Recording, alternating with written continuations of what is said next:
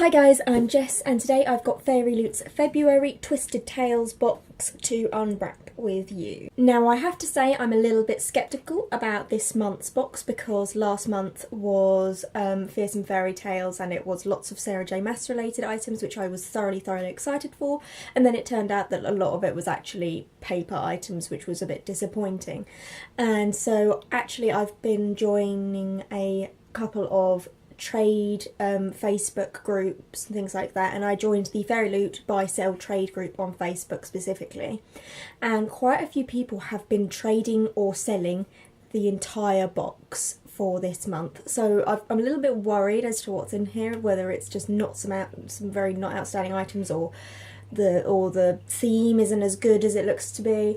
I'm fairly sure that the book in here is going to be the Hazlewood, due to kind of the theme of the books. Again, I didn't think that it was going to be the Hazlewood. I thought the Hazlewood was a January release, late January release as opposed to February, but I think it's the only kind of similarly themed book coming out this month that is sorted for this box. So I've already got a couple of editions of the Hazlewood, so I don't really need another one, so I'm hoping it's a little bit different from what I'm able to get anywhere else. And let's get on with unpacking the box. First item that always comes out of the box is the artwork that is representative of the month and the spoiler card that is on the back.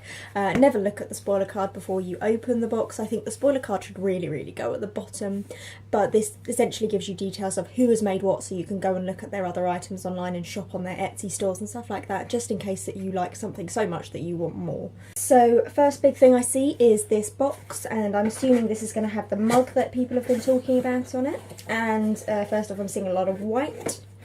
So here is the mug, and I like the artwork.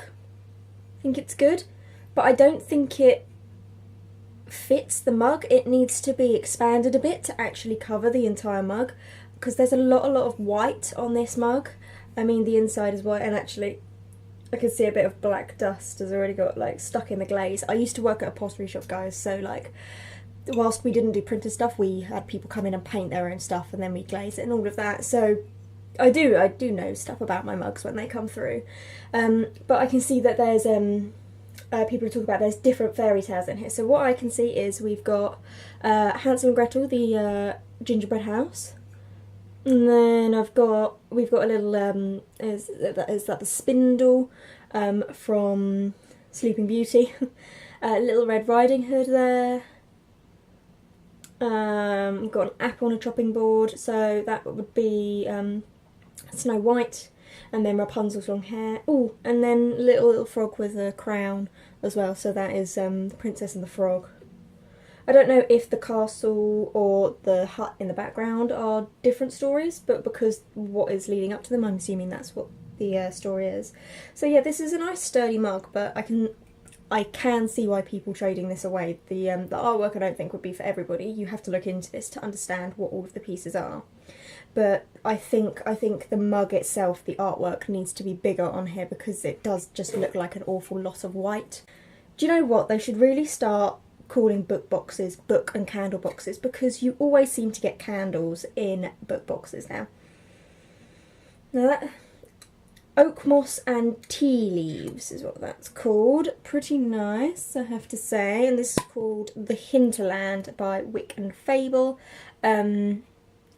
I think this is supposed to be related to the book that's in the box, which is probably the Hazlewood. I still haven't read the Hazlewood. I've got an arc of the Hazlewood that I got in July from Yauk, but I still haven't gone around to reading it, which is really terrible of me.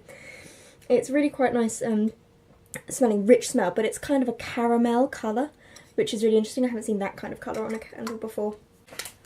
An item that I'm always interested to see is socks, which is what our next item is. It's a nice purple colour, and these are the Witch and the Gingerbread House exclusive socks for Fairyloot. So we've got Witch's Hat and the Hut from Hansel and Gretel. So these are quite a nice purple. The problem I have with socks is that I've got quite small feet, so quite often socks don't fit me, and I imagine that gets a problem for quite a lot of people who've sort of got, you know, the smaller or bigger size feet. People in the middle are perfectly fine. but otherwise you're a bit stuck. But always use an extra pair of socks because it's like Christmas has come early. Now, the next item I'm seeing a lot of green is Poisonous Luxury Bath Salts, Juicy Apple Scented Bath Salts, luxury blend of mineral rich pink Himalayan salts, Dead Sea salts and Epsom salts to relax tired muscles and cleanse the skin even. Lovely, but this does rely on you having a bath. Now at the last item before I get to the book, so we've got, not a paper item, a wooden Wolves May Lurk, I thought that said many, Wolves May Lurk in Every Guise. It's a Red Riding Hood bookmark by Ink and Wonder. It's like thin, I'm not sure if it's MDF, but it's printed on. Quite nice artwork. Yeah, I can see that it's actually been a bit scratched up in the box because she's got a big line down her face. But there we are. So I'm onto the book already, and of course it is The Hazlewood by Melissa Albert, and I didn't realise that this had been done as a hardback. I picked up the paperback with blue sprayed edges of this in Waterstones just the other week. Maybe they did an exclusive hardback for these guys, or maybe it was just the case that you had to really order it to get hold of it, but they don't very often do a hardback and a paperback at the same time.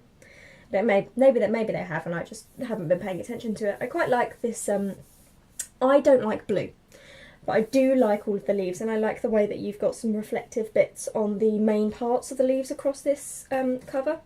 Have we got signature in here? Or it's signed straight to the book, which you don't get very often with Fairyloot, so that's really nice. Very excited to eventually get round to reading this book. I've got 4 copies now and I still haven't read it. That's really bad. Of course, we've got all the regular bits as well. We've got the Fairyloot chat code for ourselves, the bookmark with the theme, and our fairy scoop of Twisted Tales. I'll go into that in a minute, but I'm going to read for you guys the letter from the author.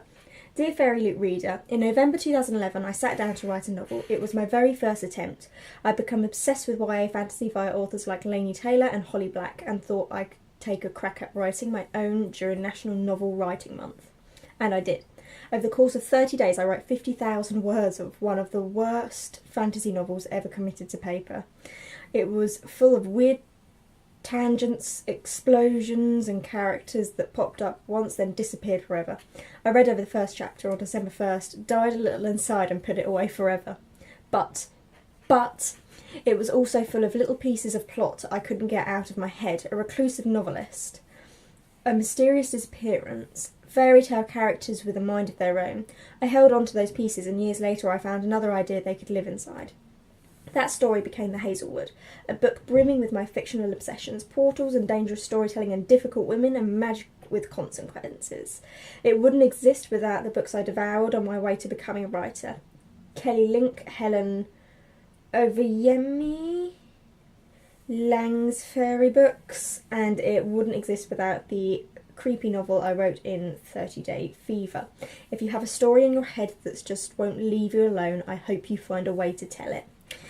That's a very different letter than you usually get from an author in this kind of book box, and I think that's really, really encouraging to hear, because of course this box is received by lots of writers, aspiring writers, and it's excellent to hear that you can completely revamp and make as successful as this book already is a book that may just have been awful from the first draft. It's really, really encouraging, so that's really, really nice from Melissa Albert. So just to go into the Fairy Scoop Twisted Tales, February 2018, we've got the interview with the author, and general bits about next month's theme, which is memorable moments.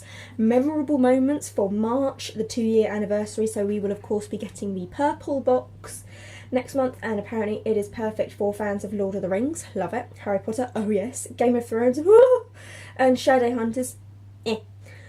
We're including some really unique items in this box. One of them is something we have never ever included before. That is always good to hear. Book they are featuring is a very exciting release from a best-selling author that features princesses, memorable moments, magic, and so much more. And it will be an exclusive hardcover edition you won't be able to get anywhere else, with a signed book plate. And then we're going to get a scarf exclusive to the box in there, and they've gone out for it. Now, the book, I had an idea that it might be Children of Blood and Bone, but I'm not sure if there are princesses in that or not. I genuinely have no idea what books are coming out in March. I think Children of Blood and Bone is the only one I'm aware of that's coming out, and I think it possibly could be that next month. However, I think there's also something called Wicked Deep, or These Deep something or other. There are two water related ones that looked quite interesting, but I don't know that the one with the siren is necessarily princesses, so it might not work. But Children of Blood and Bone is the only one that's been brought to my attention, or is one of the kind of listed anticipated ones on Goodreads that I can find.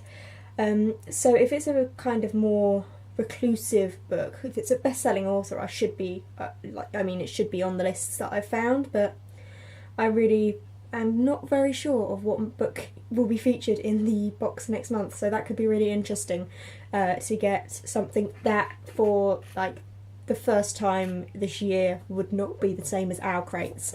Woo! That was Fairyloot's February Twisted Tales box. Thank you so much for watching. Bye!